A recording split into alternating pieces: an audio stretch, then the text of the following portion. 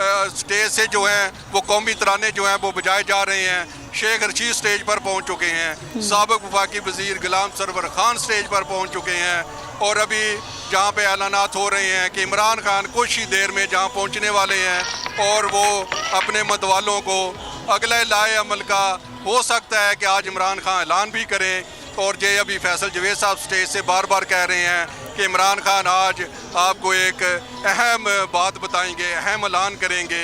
तो ये अभी जलसा जो है इस वक्त जो है ये अपने पूरे जोशो खरोश पर है। इस वक्त अवाम जो है वो अपने कायद की एक झलक देखने के लिए बेताब है और उनकी तकरीर सुनने के लिए जो है उनको सुनने के लिए इस वक्त अवाम में बहुत ज़्यादा जोशो खरोश है।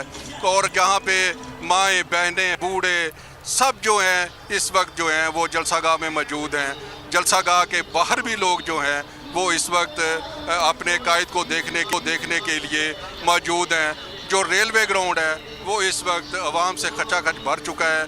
मेरा कैमरामैन अगर आपको दिखाए तो लोग जो हैं इस वक्त ग्राउंड से बाहर भी जो हैं वो बड़ी तादाद में मौजूद हैं, जो अपने महबूब कायद की एक झलक देखने के लिए इस वक्त जो है वो बहुत पुरजोश है।